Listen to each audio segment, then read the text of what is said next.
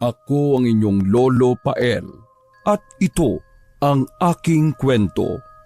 Teacher na malandi. Sina Jonathan, David at Aquila ay magbe-best friends simula noong nasa elementarya pa lang sila. Dahil sa tagal ng pagkakakilala, kaya naman kabisado na nila ang galaw ng isa't isa. Nang tumungtong sila sa high school, ay doon nagsimulang magka-developan sina Jonathan at Aquila. Hindi naman tutol si David dahil alam niya kung gaano mapaglaro si Jonathan. Meron kasi silang mga galawan na silang dalawang lalaki lang ang nagkakaintindihan at ni isang beses ay hindi nila ito ibinunyag kay Aquila. Nung mag-girlfriend at boyfriend pa lang sina Jonathan at Aquila, ay pinagsasabihan na ni David ang kaibigan na itigil na ang makamundo nitong ginagawa. Madalas nilang mapagtalunan yon dahil nakukonsensya si David at naawa para sa dalaga. Tol, pinayagan na nga kitang sumama sa akin kapag nagbabar dahil may tiwala si Aquila sa akin na hindi ka gagawa ng masama kahit wala siya. Kaya sana itigil mo na yung ginagawa mong paglalandit, pakikipagtalik sa ibang babae. Hindi ka ba nakukonsensya?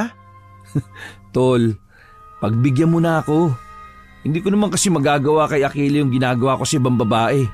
Nirerespeto ko siya kasi mahal ko siya. Kung totoong mahal mo si Aquila, hindi mo gagawin yun. Sa tuwing nagbabar na lang tayo palagi ka na lang may inuuwing babae. Oh, ba't naman ikaw? Pre, single ako. Hindi katulad mo. Meron ka ng girlfriend. Kung gusto mong magpatuloy sa ginagawa mo, makipag-break ka muna kay Aquila. Kung alam ko lang na ganyan ang gagawin mo, hindi ko na dapat sa pinaubaya sa iyo.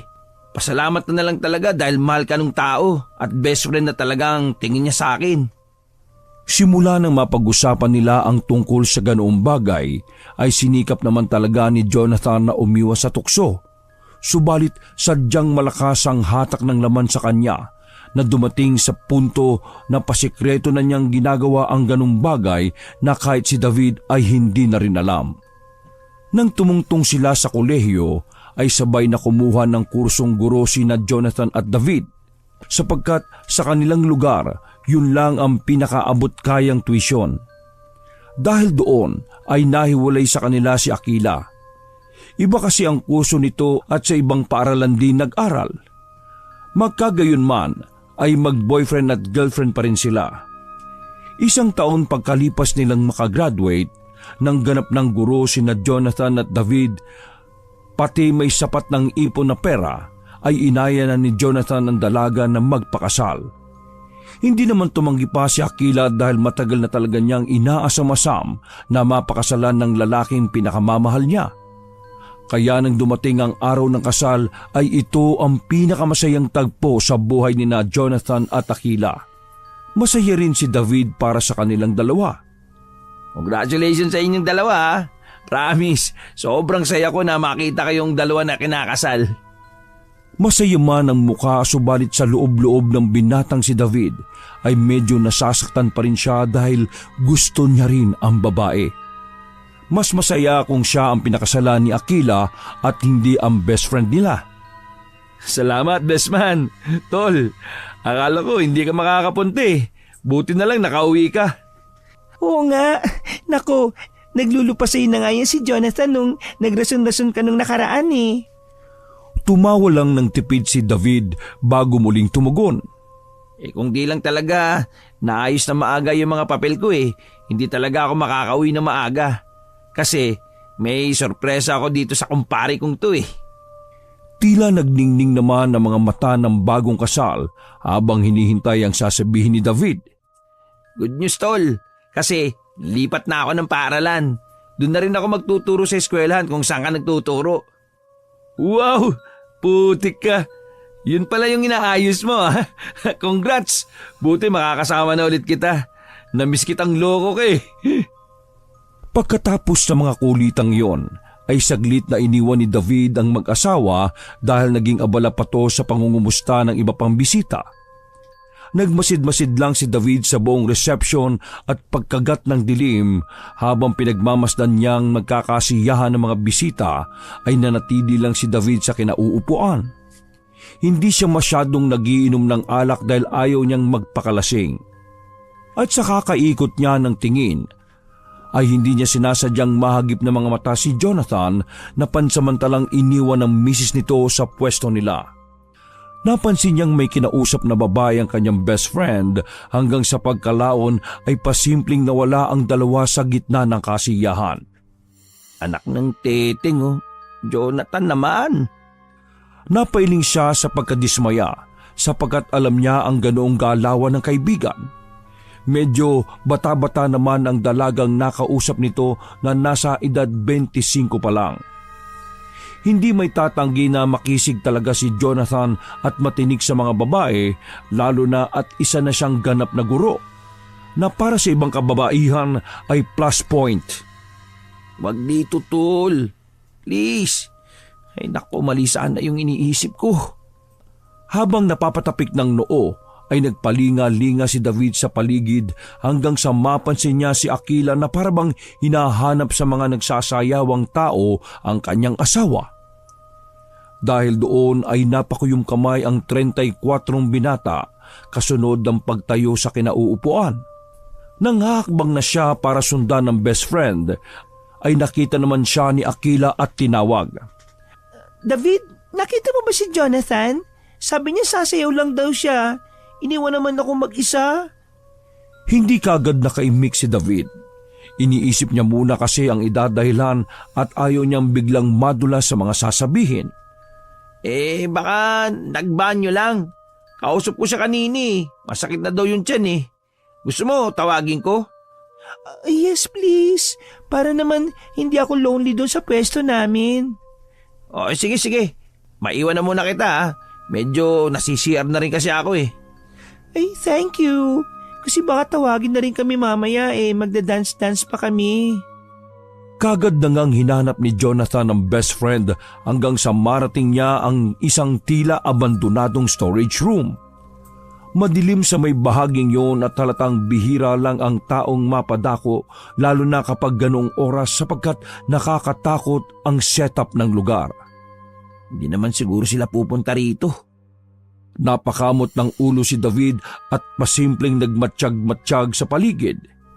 Pagkatapos noon ay tumalikod na siya para bumalik sa kasiyahan subalit muling napalingon ng binata matapos makarinig ng may hinang halinghingan. Hindi siya maaaring magkamali sa boses na kanyang narinig, kaya naman maingat siyang naglakad pabalik sa abandonadong lugar.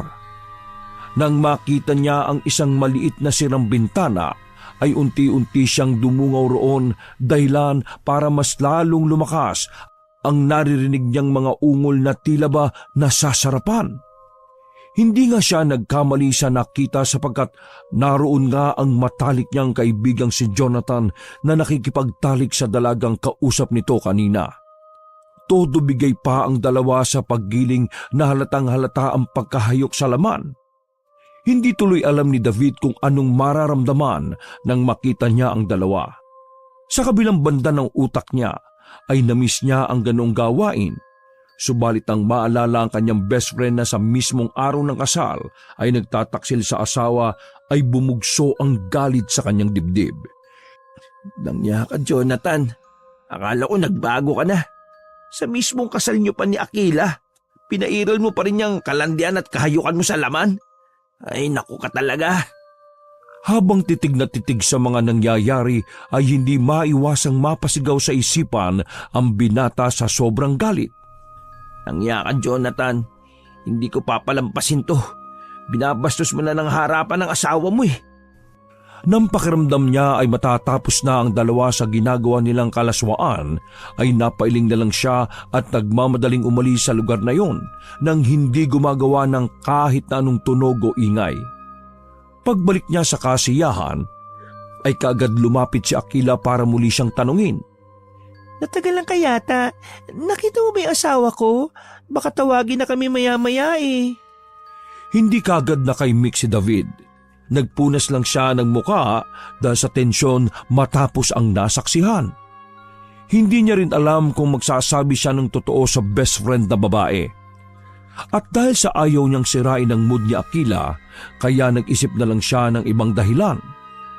Medyo masakit pa raw yung tiyan niya eh. Pero pabalik na. feeling ko nakailang dumi yun eh. Sabi ko ba naman kasi wag siyang masyadong makakain ng kung ano-ano eh. Yan tuloy, nadali. Tumawa ng pilit si David bago muling nagsalita. So, paano? Doon na muna ako sa table ko ha. Kasi baka tawagin na kayo dyan at magpakasaya kayong dalawa. Enjoy your night! Oo naman no. Ikaw din ha. Hihintayin ko na lang din si Jonathan doon sa pwesto namin. Enjoy! Hindi pa naman halos natatapos magsalita si Akila ay dumating na nga si Jonathan na nakangisi pa sa asawa. At paglapit ay bigla nitong pinupog ng halik ang babae. Ano, namiss mo ba ako, asawa ko? Pagkasabing yon ay pinisil ni Jonathan ang ilong ng kanyang asawa na tuwang-tuwa at walang kamalayan na harap-harapan siyang tinatarantado. Napailing na lang si David pagkakita sa best friend at pagkatapos noon ay dismayado siyang lumayo sa dalawa. Nasa lubong niya pa ang babaeng katalik nito kanina na sinamaan niya ng tingin. Habang nagpapatuloy ang kasiyahan ay nakamasid lang si David sa bagong kasal. Masama ang tingin niya kay Jonathan dahil habang nakikita niya to ay naaalala niya ang nangyari kanina. Wala ka talagang pagbabago. Sumobra ka na. Hindi ko pinaubaya sa iyo si Akila para tarantaduhin mo siya ng ganito. Dahil sa sama ng kalooban sa mga nasaksihan, ay naparami ang tagay ni David hanggang sa tamaan na siya ng alak. Nang mapansin naman yun ni na Jonathan at Akila ay nilapitan nila si David. Uy, Bes, David, parang sunod-sunod yata yung pagtagay mo. Parang alak na alak ka ngayon ah. Ngumiti din si Jonathan at saka inakbayan ng matalik na kaibigan. Ayos ka lang ba? Hinahinay lang tol ha? Sinamaan muna ni David ng tingin si Jonathan bago to nagsalita. Ikaw ang maghinay-hinay, hindi ako no? Dahil sa inasal niyang yon, ay nagkatinginan ng mag-asawa na punong-puno ng pagtataka. Medyo nagulat din si David sa pabalang niyang sagot, kaya pinunasan niya ng bimpo ang muka. Pasensya ka na, umi-eksena pa ako eh. Babalik na nga muna ako sa room ko. Sige na, enjoy kayo ha, Akila, Jonathan. Best wishes ulit. Naglakad na siya palayo sa lugar na yon. Pero pinasundan siya ni Akila kay Jonathan para alalayan. Nang malapit na si David sa hotel room niya, ay nagtataka siyang hinabol ni Jonathan. Tol, okay ka lang ba? Kanina lang ang ganda-ganda ng mood mo ah. Hindi umimik si David. Pagbukas ng pinto ay dali-dali siyang pumasok at nang sasaraduhan na ang kanyang best friend ay nagpumilit na pumasok si Jonathan sapagkat ramdam nito ang galit ng matalik na kaibigan. Tol, wait lang naman. Ba't ka na naman ba nagkakaganyan? Akala ko ba okay na tayo na kami na ni Akila? Asawa ko na siya oh. Sabi sa akin nun eh, ayos na ayos ang sayo di ba? Eh bakit ngayon eh, nagkakaganyan ka? Ikinandado ni David ang pinto at matalim na minasdan ang matalik na kaibigan. Pagkatapos ay tinulak niya ito ng makailang ulit hanggang sa makarating sila sa bandang kama. Gago ka! Dahil sa mga sinabing yon ay nagpantig na ang tenga ni Jonathan. Kaya umamba siya ng suntok na hindi naman inilaga ni David. Sige, sapakin mo ako! Asartalong nagbaba ng kamay si Jonathan pagkatapos ay nagdadadabog na naupo sa kama. Ano na naman ba kasing problema, tol? Napangiti ng sarkastiko si David kaya mas lalong nainis ang kanyang best friend. Bilib na talaga ako sa tibay ng dibdib mo, tol. Biruin mo, nagawa mo yon sa mismong kasal nyo ng asawa mo. Hindi ka na nahiya sa balat mo. Akala ko pa naman nagbago ka ni.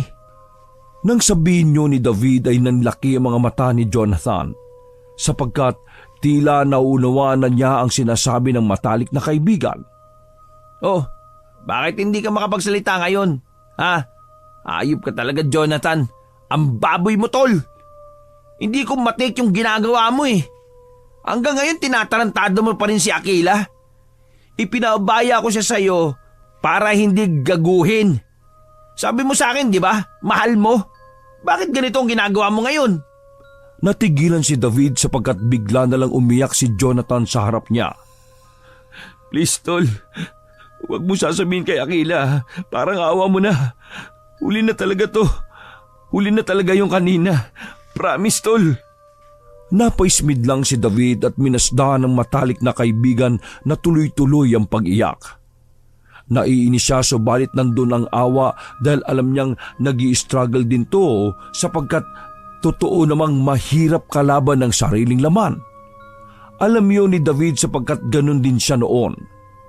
Hindi ko alam kung maniniwala pa ako sa iyo, tol eh. Nung nag-propose ka sa kanya, pinangako mo na rin sa akin yan eh. At pinaniwalaan ko. Ewan ko ngayon kung mapagkakatiwalaan pa kita.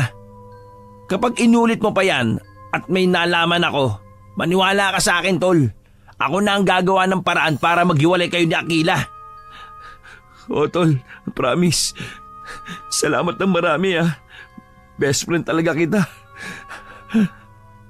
Niyakap ng maigpit ni Jonathan ng matalik na kaibigan na wala namang reaksyon. Sige na, bumalik ka na ron. Baka hinahanap ka na ni Akila. Pagbalik ni Jonathan sa kasiyahan ay nanatili lang si David sa kanyang hotel room. Nagtambay siya sa maliit na balkonahe at tinanaw mula roon ang mga nagkakasiyahan. Habang nagpapapalit-palit siya ng tingin ay hindi maiwasang mapabaling ang atensyon niya sa mag-asawa. Umiling siya matapos makita si Jonathan na parang walang nangyari. Sa asta nito ay parang walang ginawang kalokohan. Napaisip tuloy si David at biglang napapangako sa kanyang sarili na hindi niya gagawin ang kawalang hiyaang ginawa ni Jonathan dahil ayaw niyang sakta ng damdamin ng magiging asawa niya. Nang matapos na ang kasiyahan ay nag-uwian na ang mga bisita. Nanatili naman sa lugar ang iilang malalapit na kapamilya at kakilala katulad ni David. Makalipas ang ilang pang araw, pagkatapos ng kasal ay balik sa normal ang lahat. Natapos na rin kasi ang honeymoon at leave ng bagong mag-asawa.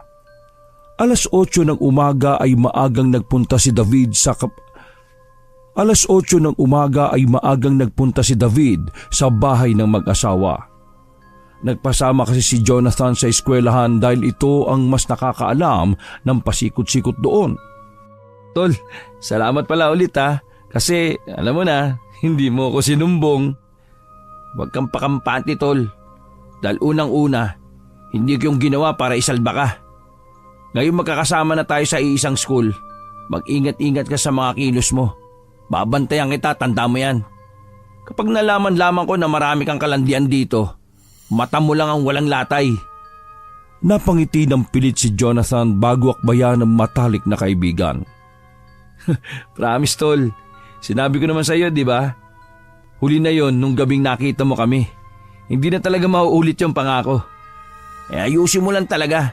Dahil sa susunod, hindi na ako magdadalawang isip na banggitin yon kay Akila. Napakamot ulo na lang si Jonathan bago ibahin ang usapan. Ay, siya nga pala.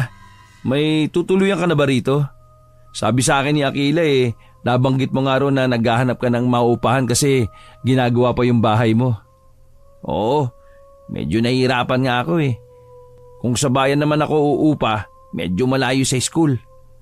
Di kung gusto mo, tol, sa bahay ka na lang muna hanggang matapos lang yung bahay mo. Ano, cool ka ba ron? Di na, nakakaya naman. Makakaistorbo pa ako. Ayaw mo nun, para at least magkakasama ulit tayong tatlo. Malalaman mo pa yung mga galaw ko para naman mabalik ko yung tiwala mo, tol. Sige na, pumayag ka na. May isa pa namang kwarto ron Doon ka na lang muna, ipapalinis ko yung bukas. Napakamot ulo si David habang nakatingin sa matalik na kaibigan. Maganda rin naman kasi ang naisip nitong ideya kaya sa huli ay napapayag na rin siya. O sige, magbabayad na lang ako ng pang-upa. Para ka namang others yan Saka na natin pag-usapan yan kapag pauwi na. Sa ngayon, magpunta muna tayo sa faculty para mapakilala kita sa mga co-teachers natin. Matapos nilang magkasundo ay nagtungo na nga ang dalawa sa faculty room at doon ay formal siyang nagpakilala sa ibang guro. Ayon sa head faculty ay hindi lang pala si David ang bagong guro sa paaralan. Hindi lang pumunta ngayon ang kasabayan niya dahil mayroon pa itong inaasikaso. Hindi na natanong na magkaibigan kung babae o lalaki ang isa pang bagong guro dahil nagmamadali na rin sila. Pasado 6:30 ng gabi ay nakauwi na nga sila. Sumama si David sa bahay ng matalik na kaibigan para pag-usapan ang tungkol sa paglipat niya ng tirahan. Nasabi nga ni Jonathan sa kanyang asawa na pansamantalang sa kanila muna manunuluyan si David hanggang sa matapos lang ang bahay nitong ipinagagawa. Naku, walang problema no. Kahit ngayon pwede ka na matulog dito eh. Natuwa nga talaga ako nung nalaman kong sa same school na kayo magtuturo. At least, meron nang titingin sa iyo, Jonathan. Kasi baka mamaya ay nang bababae ka na rin sa school ha. Nako, isumbo mo kagad sa akin yan, David ha. May pagkalandi-landi pa naman yan kahit kay lalaking tao. Dahil sa sinabing yon ng babae ay nagkatinginan na lang ang dalawang lalaki at hindi na nakaribat pa.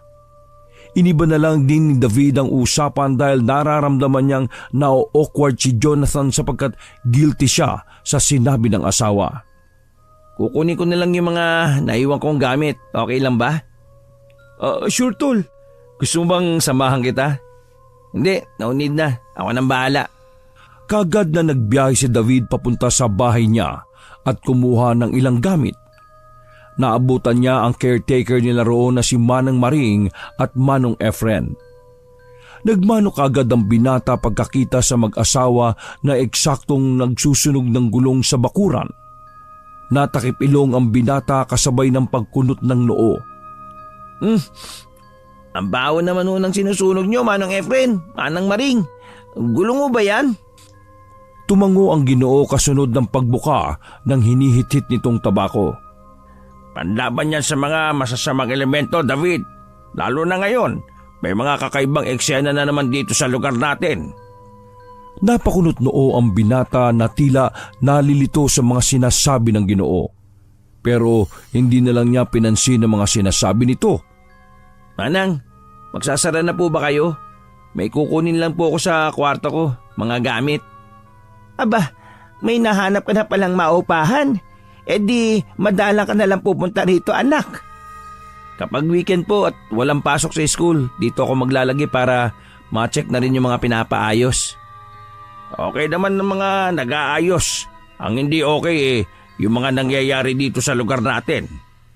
Napakunot noonan naman si David sa sinabing yon ng Ginoo. Hayaan mo na muna yang si Efren. Kunin mo na yung mga kukunin mo sa kwarto mo para makauwi ka na ng maaga sa tutuluyan mo. Huwag kang magpapaabot ng malalim na gabi ngayon sa daan, David, ha? Ganun na nga ang ginawa ng binata. Nang makumpleto na niya ang mga kagamitan ay lumabas kaagad siya ng bahay tangan ang maleta. Paglabas niya ay naroon pa rin sa bakuran ang mag-asawa na tila hinihintay na maupos ang pinaniningas nilang gulong. Alis na po ko. Baka ngayong Sabado na ako bumalik kaya iiwanan ko na lang muna kayo ng panggastos. Naglabas ng pera ang binata at inabot ito kay Manang Maring na nagpasalamat naman sa kanya pagkalaon. Basta po kung mayroong problema ha, kontakin niyo lang po muna ako. Medyo magiging abala lang ako ngayon dahil unang araw ko sa paaralan. Mag-iingat ka. Magdala ka lagi ng rosaryo at magdasal. Opo, mag-iingat po ako. O sige po. Katulad ng sinabi ni Manang Maring mo, huwag mong kaliligtaan na magdasal. Makakatulong yun pantaboy ng mga masasamang elemento, lalo na ngayon dito sa lugar natin. Kalat na sa bayan, may paggala-gala na aswang. Napangiwi naman ang binata dahil sa sinabing yon ng Ginoo, pero hindi niya ipinahalata rito. Doon niya na lang na-realize na wala na nga pala siya sa syudad, kaya mas uso ang ganoong klase ng mga kwento. Laking probinsya man ay hindi ganoon masyadong naniniwala si David sa mga aswang dahil wala pa naman siyang nakikita nito simula pa noong bata. Maraming mga kwento-kwento pero lahat yon ay halos labas-pasok lang sa kanyang tenga. Sige po, mag-iingat po ako. Kayo rin po matulog na po kayo. Alis na po ako, Manang Maring, Manong Efren. Habang nagbabiyahe pabalik sa bahay ni na Jonathan at Aquila ay hindi maiwasang maisip ni David ang tungkol sa mga sinabi kanina ni Manong Efren. Gaano nga kaya katotoo yung mga aswang? Ay nako, ano ba itong mga sinasabi ko? Napangiti siya matapos marinig ang sinasabi ng sarili, subalit napawi ang mga ngiting yon nang makarinig siya ng malakas na alulong mula sa hindi kalayuan. Nakabukas kasi ang bintana ng sasakyan dahil mas feel niya ang sariwang hangin. Kaya naman dinig na dinig niya ang ingay sa labas. Balastik naman oh. Kung kailan naiisip ko pa yung bagay na yun, saka naman umalulong tong aso na to. Napatingin siya sa kalangitan.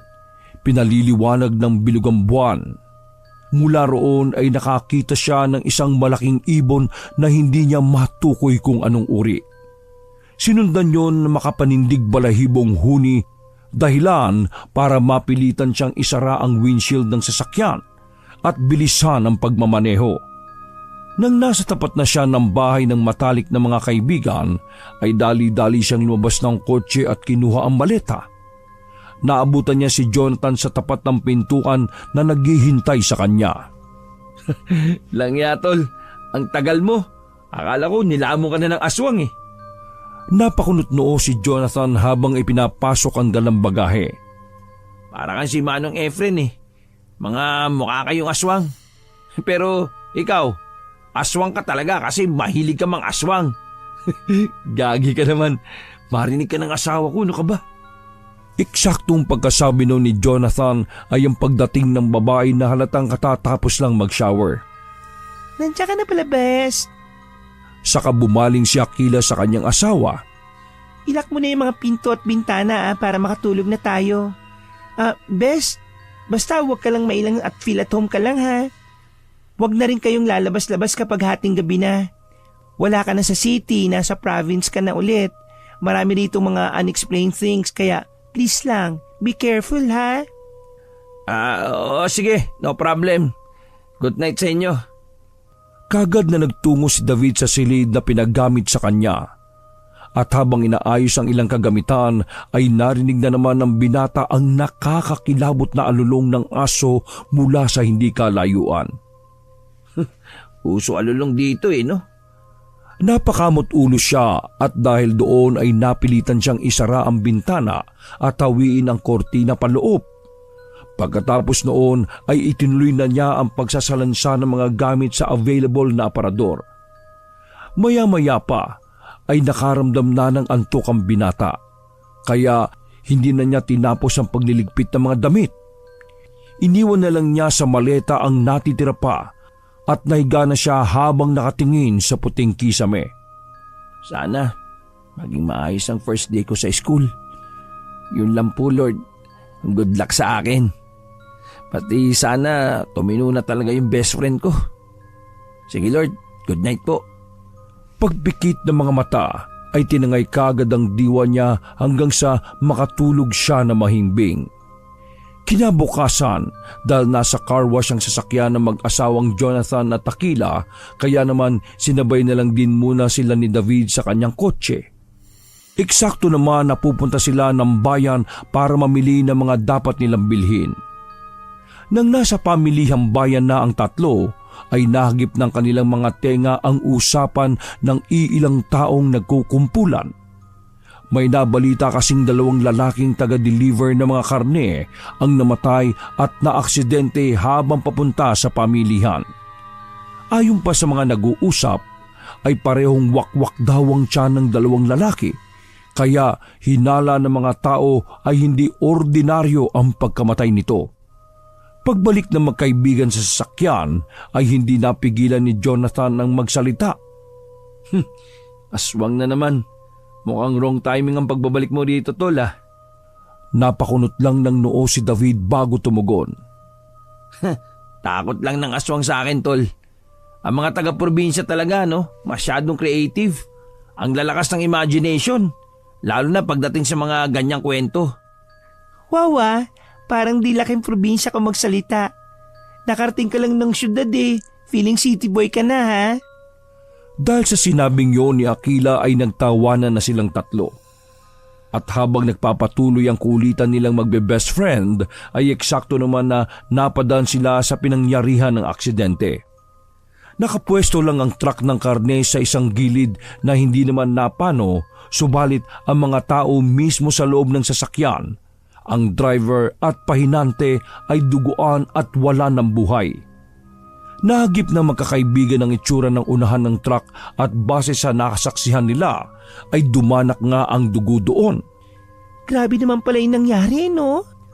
Napatakip ng bibig si Akila habang ang dalawang lalaki naman ay nagpatuloy lang sa pagtanaw sa pinangyarihan ng krimen.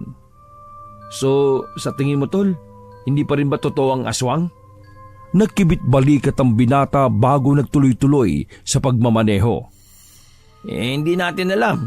Palay natin. Yung gumawa niyan siya mismo ang nagpakalat na may aswang o kung ano-ano pa. Mga bata pa tayo, uso na yung aswang pero ni isang beses ba nakakita na kayo?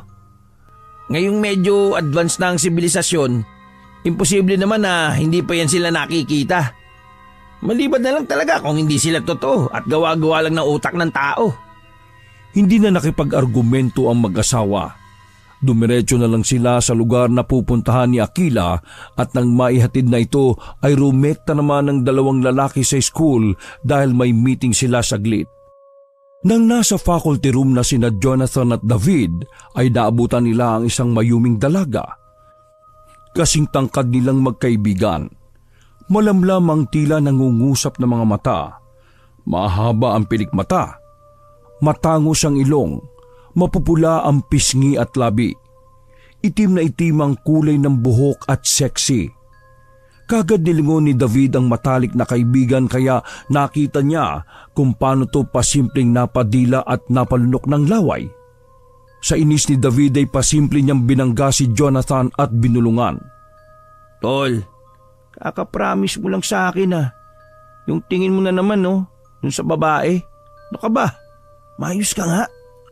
Tumawa ng pilit si Jonathan habang napapakamot ng ulo. Ikaw naman, hindi siya pamilyar kaya kinikilatis ko lang. Siya siguro yung bago, no? Bago pa matapos sa pagsasalita si Jonathan ay nagdatingan na ang iba pa nilang kasamahan, kaya hindi kagad nila nakumpronta ang magandang dalaga. Narinig pa nila ang tsismisa ng ibang co-teacher patungkol nga sa namatay na taga-deliver ng karne. At katulad nilang magbe-best friend ay nagtatalo-talo rin ng mga to kung sino o ano nga ba ang totoong pumatay sa dalawang lalaki. Habang nakikinig si David ay napapailing na lang siya sa mga co-teacher at sa tuwing masusulyupan niya si Jonathan ay nagiinit ang kanyang ulo dahil sa mga tingin nito sa bagong babae. Maya-maya pa ay nanahimik ang lahat nang dumating ang head faculty at opisyal na ipinakilala ang bagong babae at co-teacher nilang si Sylvia. Pagkarinig nila sa mahining boses ni Sylvia ay parabang nanlamig ang buong katawan ni David at Jonathan.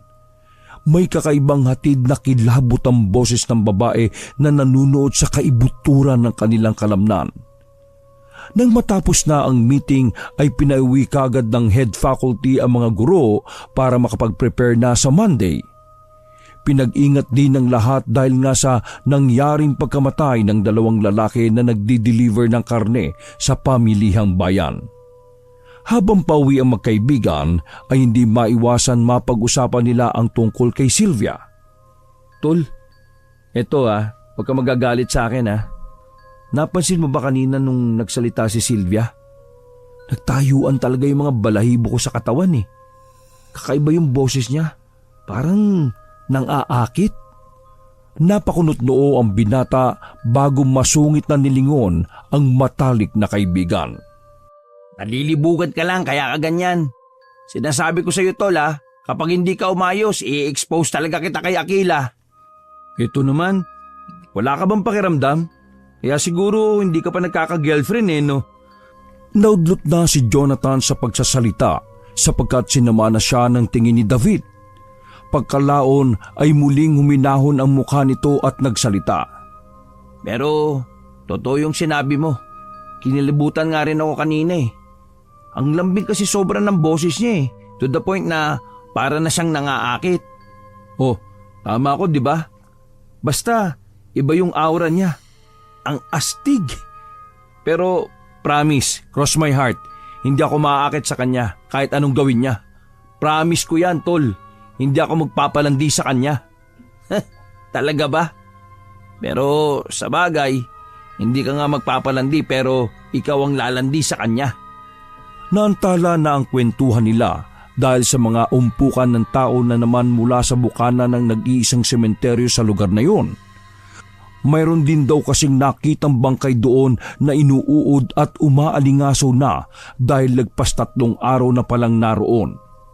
At halos kapareho lang din ng mga nagdi-deliver ng karne ang ikinamatay nito. Wakwak din ang tiyan. Grabe yung mga nangyayari ngayon ah.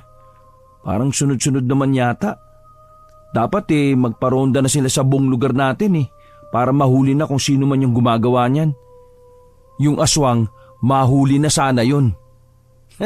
Aswang talaga ah. Baka may mga rebelde sa lugar na to na nagpapalaganap ng ganyang kwento para hindi matuntun sa kanila yung mga atensyon ng tao. Napaismid na lang si Jonathan at hindi inintindi ang sinabi ng matalik niyang kaibigan. Matapos silang masundo si Akila ay sa labas na sila kumain ng para sa hapunan at pag-uwi ng bandang 7:00 ng gabi ay nagpahinga na nga kagad sila. Dahil hindi makatulog, pasado 8:30 ng gabi ay pasimpleng lumabas ng bahay si David nang lingid sa kanyang mga best friend. Balak niya sanang dumaan sa pinapagawang bahay subalit naisip niyang baka tulog na sina Manong Efren at Manang Maring. Kaya nagtungo na lang siya sa pinakamalapit at nag-iisang convenience store na nagbubukas ng hanggang 10:00 ng gabi. Pagpark niya ng kotse ay hindi kagad siya lumabas dahil nakita niya ang kapwa bagong guro na si Sylvia mula sa main entrance ng convenience store. May kasama tong 2 tao, isang dalaga at isang binata. Oh, mukhang may pupuntahan yung mga yun ah. Sino kaya yung mga kasama niya? Naudot na siya sa pagsasalita sapagkat nagulat siya sa nakita. Bigla na lang kasing umakbay ang binatang lalaki kay Sylvia. May pakahulugan kasi ang pag-akbay nito na humimas-himas pa ng pasimple sa balikat ng dalaga. Boyfriend niya ba yun? Uminom siya sa tumbler habang patuloy na nakamasid sa 3. At habang nakatitig ay napapasalita na lang siya sa isip.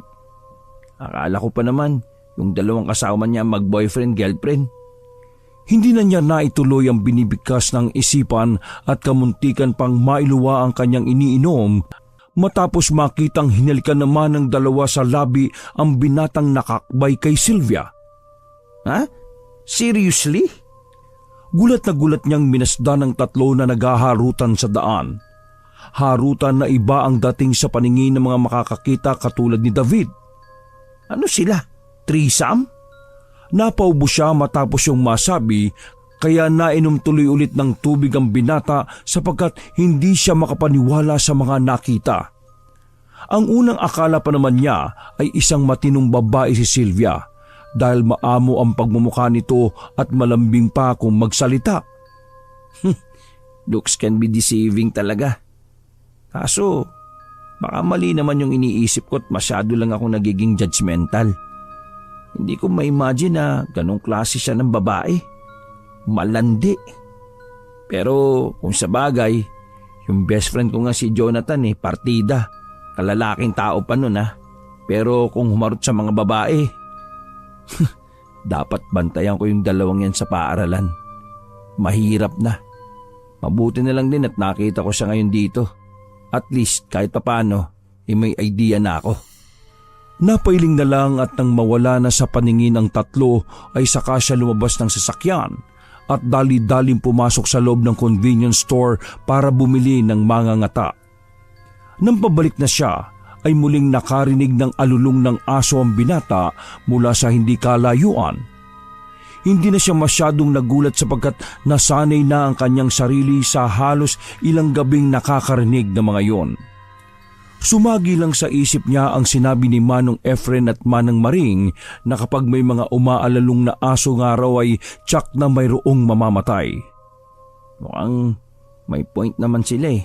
Kasi lately, ilan din yung nabalitaan naming nakitang patay. Pero natural nang may namamatay ng tao sa araw-araw eh. Nagsimula na siyang magmaneho at nang mapadaan sa madalim na bahagi ng kalye ay muling umalulong ang mga aso.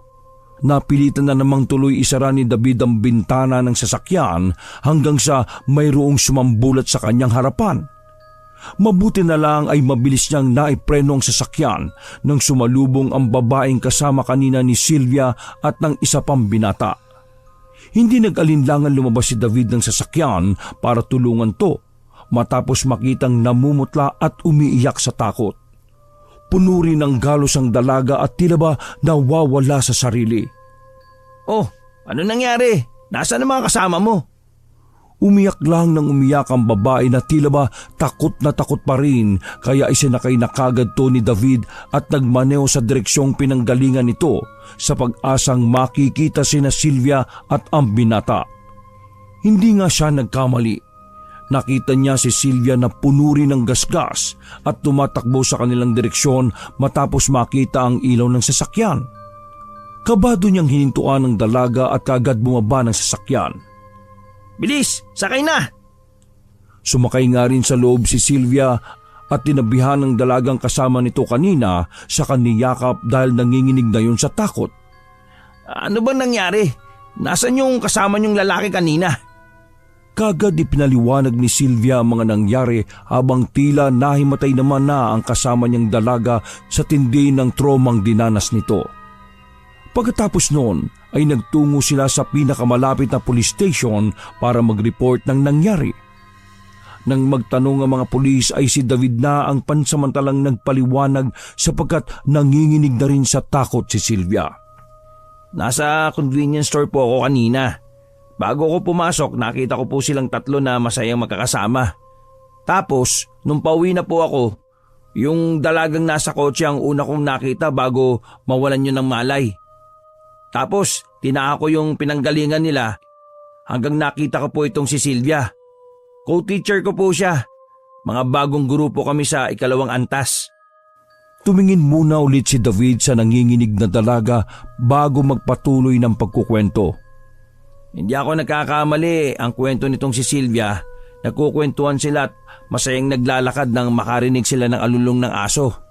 Pagkatapos po nun, hindi na nila alam ang nangyari kasi may bigla daw humatak sa kasama nilang lalaki.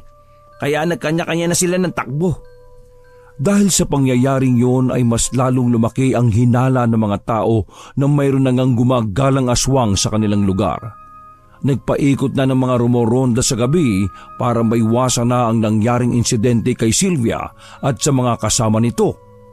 Naging maayos naman si Sylvia subalit ang kasama nitong dalaga ay kinailangang dalhin sa kabilang bayan sapagkat dahil sa trauma ay nawala na ito sa sarili ng tuluyan. Ang binata naman na kasama nila ay hindi pa rin nakikita at patuloy na pinaghahanap. Nang malaman naman ni na Aquila at Jonathan na na-involve sa ganoong bagay si David, ay pinagalitan nila ito. Gayon din ang ginawa ni na Manong Efren at Manang Maring, kaya sumunod na nga si David sa mga sinasabi ng mga ito.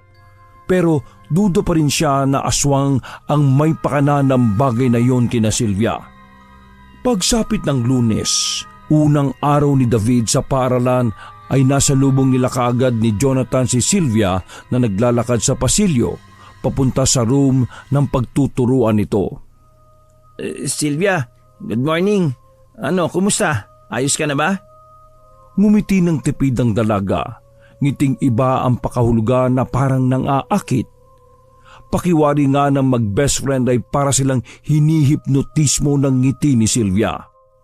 Matapos sumagot ng mainhin at mas lalong parang naakit si Jonathan sa dalagang guro. Hindi niya talaga maiwasang mapadila sa harap nito kaya pasimple siyang siniko ng matalik na kaibigan. Pagkaalis ng magandang dalaga doon ay saka tuwang-tuwa na nagwika si Jonathan. Tol, grabe. Kakaiba talaga yung ganda ni Sylvia, no? Yung ngiti niya, yung boses niya. Parang nangaakit talaga eh. Oy, marupo ka lang talaga. Mais ka ha. Kapag nalaman kong nilalandi mo si Sylvia, umanda ka talaga sa akin. Ito naman, Ligawan mo kaya siya? Parang bagay kayo eh. Kung single lang ako ngayon, nako, baka ako na... Aray! Sige na, pumunta ka na dun sa room mo, no? matapos maghiwalay ng landas ng dalawa, ay kagad dangang nagtungo si David sa kanyang classroom. Naging maayos naman ang unang araw niya ng pagtuturo. Pasado 3:00 ng hapon ay naunang nagpaalam sa kanya si Jonathan sapagkat susundin pa nito ang asawang si Akila. Umuulang si David dahil 5:00 pa ang tapos ng kanyang klase. Nang matapos na sa pagtuturo, habang naglalakad pabalik sa faculty room ay napansin ni David si Sylvia na pasimpleng naglalakad sa pinakadulo ng pasilyo kasama ang gwardya ng paaralan. Oh, bakit sila magkasama? Dahil sa curiosity ay sinundan niya ang mga ito hanggang sa hindi niya inaasahan ang kanyang nakita. Nagpapalitan kasi ng halikang dalawa na talagang ikinagulat ni David na siyang dahilan kung bakit pa siya napamura sa isip. Langyang yan oh. Ganyan ba talaga siya kaharot? Sabi ko na eh. Nung gabing yun may milagro silang ginagawa na malamang nahuli lang ng kung sino. Grabe. Sure na ako sa babaeng yan. Dapat ilayo ko siya sa best friend kong marupok din. Dali-daling umalis doon si David na pakunwaring walang alam sa mga nangyayari. Nang pumunta na siya sa parking area ay nakita pa niya si Sylvia na naglalakad at ang gwardya na bumabalik na sa post nito. Napailing siya at hindi na sila pinansin pa. Nagtuloy-tuloy na siya ng pagmamaneho hanggang sa mapahinto ang sasakyan niya dahil sa mga nakahambalang na iba pang sasakyan. Oh, ano bang meron? Nang umandar na ang kanyang sasakyan ay nakita niya ang ilang mga pulis at ambulansya. May hatak-hatak ang mga yon na bangkay na hindi pa naibabalot sa cadaver pouch kaya kitang-kita ng mga mata ni David ang wakwak na katawan ng biktima. Pamilyar din sa kanya ang mukha noon sapagkat ito ang kasama ni Sylvia noong nakaraang gabi. Naknang tokwa, ba't tumingin pa ako ron no? Halos masuka-suka siya kaya dali-dali niyang pinaharurot ang kanyang kotse. At dumaan na lang muna siya kay na Manong Efren at Manang Maring para kumustahin din ang pinapagawa niyang bahay. Hindi na niya naabutan pa ang mga trabahador at tanging ang mag-asawa na lang ang naroon na katulad ng dati ay nagsisiga na naman ng mabahong gulong. Pagkamano niya sa dalawang matanda ay biglang nagbungad salita ang Ginoo. Buti na lang at dumating ka. May balita ako sa'yo. Ano ba yung kasama niyong babae na dinala sa pagamutan? Yung natroma. Nakita na lang daw patay kahapon. Wakwak ang katawan. Ang sabi ng mga ilang nakasaksi, nakita raw nila na parang dinagit ng malaking hayop. Malamang aswang yon. Kaya ikaw ha, David, mag-iingat ka. Talaga po. Natagpuan na rin kanina lang yung lalaki naman. Same lang din, wakwak yung tiyan. Sigurado po ba kayong aswang yon at hindi serial killer? Napailing na lang ang mag-asawa dahil sa sinabing yon ni David. Pero kahit papaano ay napaisip din ng binata dahil ilang beses nang nangyari yon na kailangan na talagang aksyonan ng mga opisyal. Matapos ma-check saglit ang mga gawa ay naiwan siya ng panggastos at nagbiyahe na ulit siya. Habang nagmamaneho ay nagpaulit-ulit sa isipan niya ang nakitang wakwak na bangkay ng lalaking kasama ni Sylvia. Napilitan tuloy siyang hawakan ng rosaryong ibinigay ni Manang Maring bago siya umalis doon. Ikinuwintas niya rin yon, lalo na ngayong tila sunod-sunod ang pagkamatay sa kanilang lugar. Basta ang alam ko, Lord, naniniwala lang akong hindi mo ko pababayaan kapag may nangyaring panganib. Matapos sabihin yon ay itinago niya sa loob ng damit ang nasabing rosary at nagpatuloy na sa pagmamaneho patungo sa bahay ng mag-asawa niyang best friend. Pagdating doon ay iba ang ambience ng paligid. Hindi kasi nagkikibuan ang mag-asawa habang nakaupo ang mga to sa couch. Napansin din ni David na parang umiiyak si Akila, kaya hindi niya napigilang magtanong sa dalawa.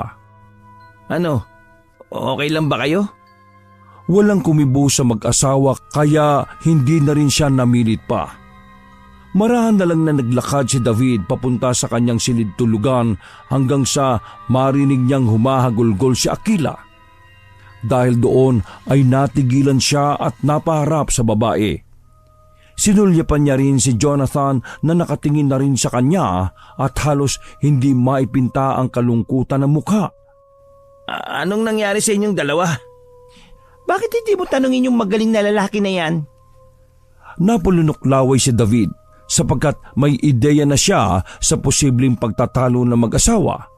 Pero hindi naman siya masaya na nag-aaway ang mga ito. Bakit hindi ka magsalita, Jonathan, ha? Bakit hindi mo ngayon sabihin dito sa harap ni David para malaman niya ang mga katarantaduhan mo? Mas lalong humagulgol ang babae bago nagpatuloy sa pagsasalita. Magsalita ka! Ngayon mo sabihin! O baka naman alam mo na rin ang mga pinagagawang kaululan ng best friend mo, David! Ha? Ako? Hindi kaagad nakaribat si David dahil alam niya sa sariling guilty siya. Huwag mong idamay si David dito. Wala siyang alam. Sinabi ko na sa iyo, di ba? Nagkamali lang ako. Maniwala ka. Huli na yun. Oo, talagang huli na yon. Nabuntis mo na yung babae. Hayop ka. Nag-sex pa kayo sa mismong kasal natin. Napakawalang hiya mo, Jonathan. Ano bang ginawa ko sa'yo? Naawa ng husto si David matapos makitang humagulgol sa pag-iyak si Akila. Pero hindi naman niya alam ang gagawin sa mga oras na yon dahil ayaw niyang makisawsaw sa away ng mag-asawa. Kahit pa sabihing best friend niya ang mga ito.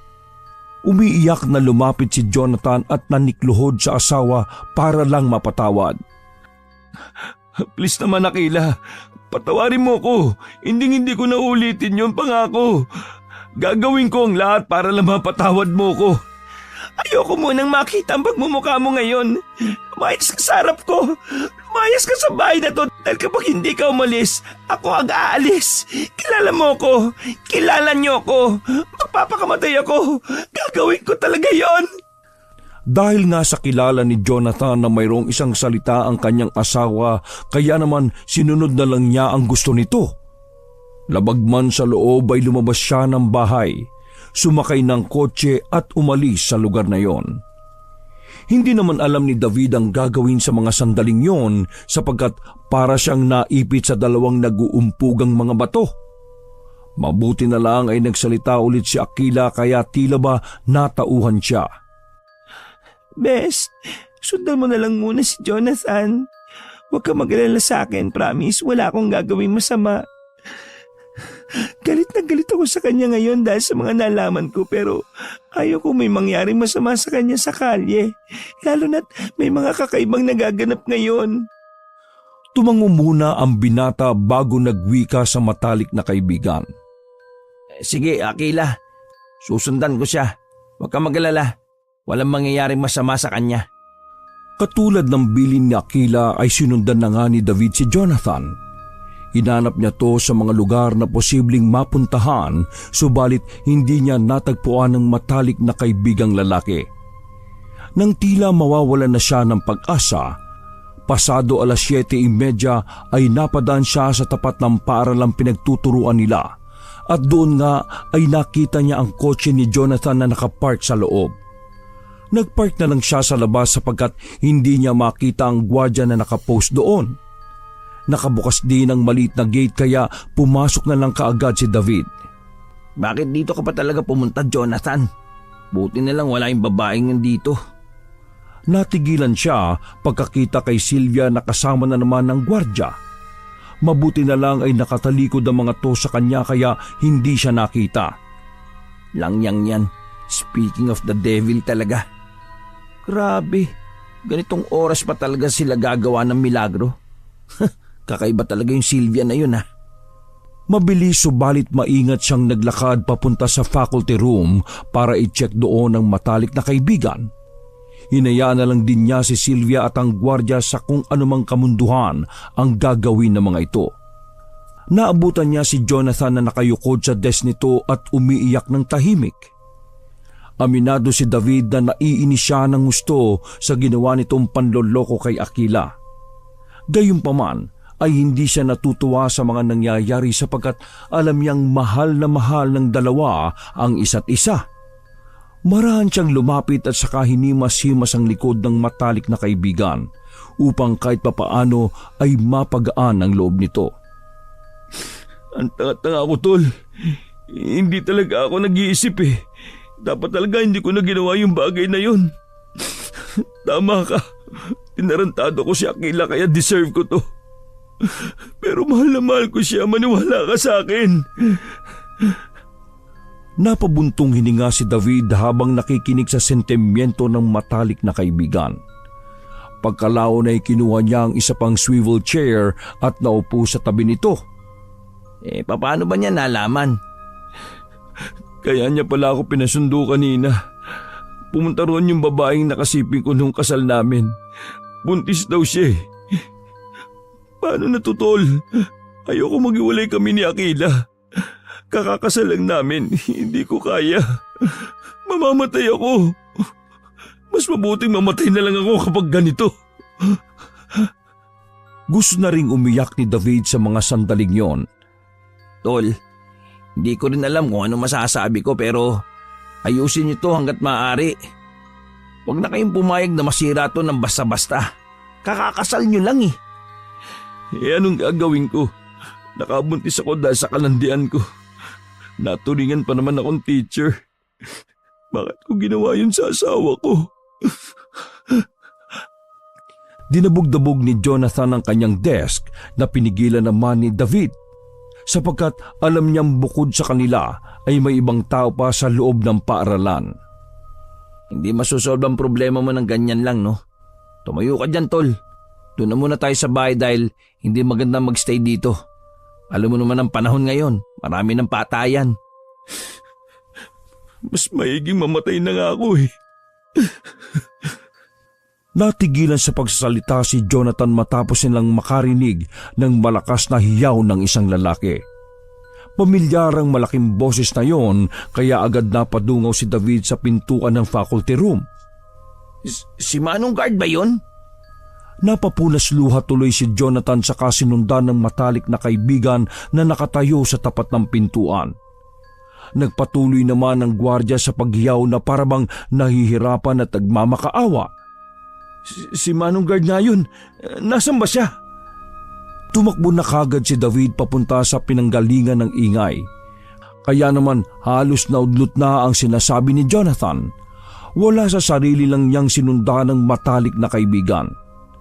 Habang papalapit sila sa pinanggalingan ng paghiyaw at paghingi ng saklolo ay mas lalong lumakas ang boses.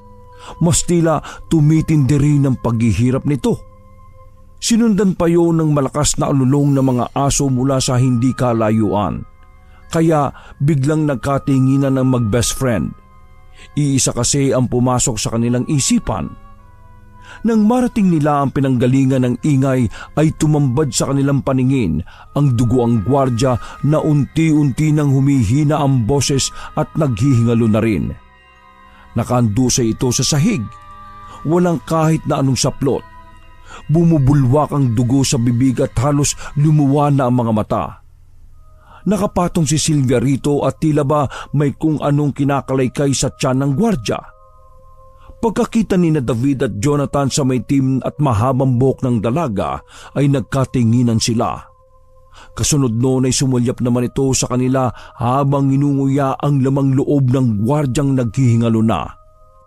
Ngumiti si Sylvia sa kanila habang ang mga dugo at ilang parte ng karne ng kaawa-awang gwardya ay nagkalat na rin sa katawan niya at sa sahig. Aswang ka?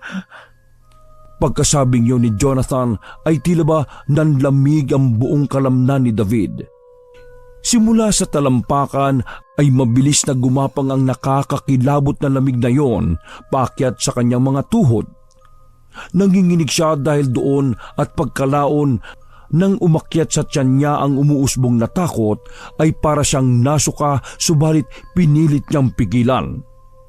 Ngumiti na naman sa kanila si Sylvia at pagkadaka ay mayroon na naman itong hinugot na lamang loob sa kaawa-awang gwardya na tuluyan ng nawalan ng buhay. Pagkakita ni David na puso ng gwardya ang hawak ng babae ay tuluyan na siyang naduwal. Wala namang pakialam sa kanila si Sylvia. Para lang tong batang takam na takam sa karne ng tao habang sarap na sarap ding ninunguya ang puso ng gwardya. Nagsimula naman bumilis ang tibok ng puso ni David na parabang may mga umusbong na malilit na dagang tila nagkakarerahan at gustong lumabas. Nang tuluyang maabot ng matinding nerbiyos ang kanilang batok ay hindi na siya nakakilos pa. Namanhid ng tuluyan ang buo niyang katawan at ang ulo niya ay tila parang lobo na gustong sumabog dahil sa mga nasaksihan. "Aswang ka nga, Sylvia! Ikaw ang aswang!" Humalakak ng parang demonyo ang dalaga kaya nagtalsika ng mga dugo-dugo at ilang piraso ng karne na nasa bibig nito. At habang nanginginig na nakatitig sa dalaga, ay unti-unti namang sumagi sa alaala ni David ang mga nangyari noong gabing iniligtas niya ito. Kaya pala takot na takot ang babaeng kasama ni Sylvia noong mga panahong yon, sapagkat ang co-teacher nila mismo ang aswang na gumagala sa kanilang lugar.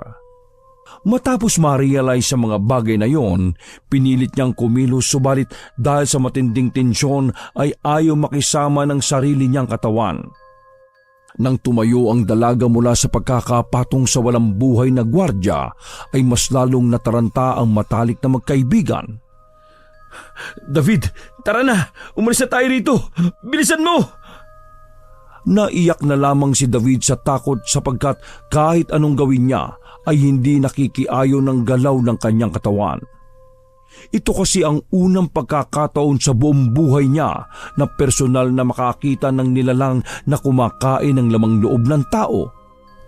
Muling nasuka si David at nang sinubukan niyang humakbang paatras ay na-outbalance siya at nakaramdam ng pagkahilo. Mabuti na lang ay naalalayan siya kaagad ni Jonathan na nangatog na rin dahil sa mga nasaksihan. "Umalis na tayo rito, tol! Tara na!" Napilitan tuloy si Jonathan na sampalin ang pisngi ni David upang magising ito sa katotohanan. Nang tuluyang mahimasmasan ay muling sumulyap si David kay Sylvia na tuwang-tuwa na nilalantakan ng bangkay ng gwardya habang nakatingin sa kanila. "Maghintay lang kayo ng ilang saglit dahil isusunod ko na kayo sa gwardyang ito na hayok sa laman. Ngayon, laman naman niya ang pinagpipiestahan ko."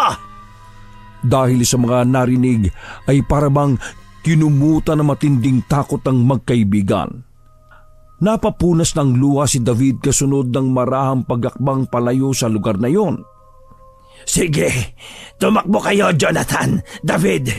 Bilisan niyo ang pagtakbo. Dahil kapag naaabutan ko kayo, mas matindi ang gagawin kong paghihirap sa mga katawan ninyo. Sisiguruhin kong sisigaw kayo ng ubod lakas hanggang sa mawalan kayo ng hininga." Habang lumalayo sa lugar na yon, ay dinig na dinig pa ng dalawa ang malademonyong halakak ni Sylvia. Halos madapa-dapa ang magkaibigan habang papunta sa kanilang mga kotse.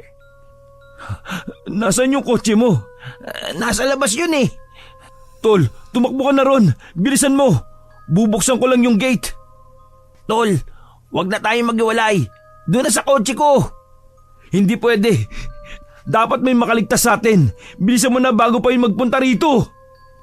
Sa sobrang nerbiyos ay napaluhan na lamang si David at napapiga na lang ng buhok habang nanginginig na tumatakbo papunta sa kanyang sasakyan. Pagpasok niya sa loob, ay hindi niya halos may sentro sa susian ng sasakyan ng susi dahil sa sobrang pangangatog. "Langya naman oh, makisama ka naman." Eksaktong pag-engine on niya at pagbukas ng ilaw ng kotse ay tumapat yon sa gate kung saan naroroon si Jonathan na unti-unting binubuksan yon. Kaya lamang ay nagimbal ng gusto si David nang makita sa likuran ng kanyang best friend si Sylvia na ilang metro na lang ang layo. Jonathan, bakit mo ako ngayon nilalayuan? Kung di ko pa alam, napapadila ka pa sa tuwing nakikita mo ko. Alam naman nating lahat na hayok ka sa akin. Mas lalong nataranta si Jonathan kaya binilisan niya pa ang pagbukas ng gate. Si David naman ay hindi alam ang gagawin ng mga sandaling yon kaya sinigawan niya ang matalik na kaibigan. Jonathan! Tol! Takbo na rito! Bilisan mo na! Langya naman tara na! Bilis naman! Nangako pa naman ako kay Akila! Tara na! Kahit anong sigaw at pakiusap ni David sa matalik na kaibigan ay hindi na siya nito pinakikinggan. Nang tuluyang mabuksan ni Jonathan ang malaking gate ay tumalikod na siya para tumungo sa kanyang sasakyan. Subalit sa kasamaang palad ay nasa harap na niya ang babaeng aswang. Humahalakhak ng humahalakhak si Sylvia bago maigpit na yumakap kay Jonathan na pinilit namang makipagpambuno, subalit hindi na niya nagawa. Kinagat na kasi siya ng babae sa leeg at mabilis na sumirit ang napakaraming dugo mula roon. Tol, David, takas na. Sabihin mo kay Akila na mahal ko siya. Ikaw nang bahala. Nanginig ang katawan ni Jonathan subalit pinilit pa rin itong makakawala kay Sylvia na unti-unti nang nagbabago ng anyo habang sinisipsip ang napakaraming dugo na parang uhaw na uhaw. Ang tuwid at ang itim na itim nitong buhok ay unti-unting kumulot. Kumulubot din ang balat nito kasabay ng pangingitim. Naglagutukan ng mga kalamnan nito na unti-unting nag-uumbukan. Kitang-kita ni David kung paano humaba ang pangil ni Sylvia. Nangitim din ang mga mata nito at mamilog na parang sa uwak. Lumubog ang ilong, tumulis ang tenga at bumondat ang tiyan. Naging isang ganap na aswang na nga ang dalaga habang nakayapos ng mahigpit kay Jonathan at sinisipsip ang dugo. Langya naman! Jonathan! Nakita pa niyang pumalagpalag si Jonathan subalit tuluyan na tong nawalan ng buhay nang biglang baliin ni Sylvia ang leeg nito. Narinig pa ni David ang paglagutok noon kaya napapikit na lang siya at napaiyak. Kasunod noon na isang malakas na halakhak ang ginawa ng aswang. Naghahalo naman ng emosyon ni David dahil doon. Matinding galit, takot at awa para sa matalik niyang kaibigan. Ang sama mong aswang ka! Ayop ka! Humalakak lang ng malakas ang aswang na parang hindi siya napansin at pagkatapos noon ay sinimulan nitong lantakan ng katawan ni Jonathan. Hindi naman pinalampas ni David ang pagkakataong yon. Habang abala ang aswang sa katawan ng matalik niyang kaibigan ay ibinuhos niya ang buong galit sa pagtodo ng makina ng sasakyan. Ayop ka! Papatayin kitang aswang ka! Mabilis niyang ipinaharurot ang sasakyan papunta kay Sylvia hanggang sa matamaan ito. Magkahiwalay na tumalsik ang aswang pati ang bangkay ni Jonathan. At nang makita ni David na marahang tumayo si Sylvia, ay tinodo niya ulit ang makina at walang pag-aalinlangang binunggo ang aswang na nakapikit sa unahan ng sasakyan. Mamatay ka ng aswang ka! Salot ka! Hindi na niya halos natapos ang sinisigaw sapagkat nabundol na sila ng puno ng akasya. Tumama ang ulo nito sa manibela pero sinikap niya pa ring makalingon sa kaharap. Pagkakita niyang nakaipit na roon ng aswang, ay iginiit niya pa ang kotse hanggang sa umusok na ito ng tuluyan. Nang umabot na ang harapan ng kotse, ay marahan siyang lumabas doon at gumapang palayo hanggang sa tuluyan itong sumabog. Ang huling natatandaan na lang ni David ay gumapang siya palapit sa bangkay ng matalik na kaibigan at nang mahawakan niya ang kamay ni Jonathan ay tuluyan na siyang nawalan ng malay tao. Isang araw ang lumipas bago tuluyang magising si David sa isang pribadong ospital ay hindi siya kaagad kinausap ng mga opisyal sapagkat wala pa rin siya sa wisyo. Ilang araw pa ang lumipas. Bumuti-buti na ang kanyang lagay at doon na nga naikwento kay David ang lahat ng mga nangyari pagkatapos ng insidente. Kumusta na po si Akila? Nagluluksa pa rin dahil sa nangyari. Biruin mo, hindi sukat akalain ng lahat na yung bagong guro pala ang aswang. Kailan daw po ba ako makakalabas? Kailangan kong mapuntahan si Akila para madamayan. Sinaway siya ng matandang babae at mahinang pinalo sa kamay. Tumigil ka at magpagaling ka muna bago lumabas dito. Maganda ka rin dahil kakausapin ka ng mga opisyal. Laganap na ang kwento pero itinatanggi yon dahil ayaw nilang masira ang eskwelahan. Sigurado din naman akong maintindihan niya ni Akila dahil nagpapagaling ka pa. Napabuntungin na nga ang binata bago malungkot na humarap sa kausap. Ang bilis ng pangyayari. Hindi ko sukat akalain na mamamatay yung best friend ko. Natigilan siya at tahimik na napaluha. Mabuti na lang at namatay na yung aswang na yun. Napakawalang hiya niya. Yun nga ang isang problema, anak. David. What do you mean po? Napatay na naman si Sylvia. Nakita ko siyang nasunog kasama ng kotse. Kasi wala namang nakitang katawan niya roon. Nanlaki ang mga mata ni David sa kanyang narinig kaya halos gusto niyang bumangon sa higaan at umalis sa lugar na yon pagkatapos sa mga nalaman. Paano po ninyo nalaman na ang malanding teacher na yon ng aswang kung di nila na-recover yung bangkay ni Sylvia? Nung i-rescue ka raw, yun raw ang binabanggit mo nang napatay mo ang aswang at nasunog mo. Pero nang maapula ang apoy, wala naman na silang na-recover na katawan. Dahil sa sinabing yon ni Manang Maring ay unti-unti na namang nangilabot si David na tila ba kinumutan ng matinding takot. Hindi! Wakas! Ako ang inyong Lolo Pael at ito ang aking kwento.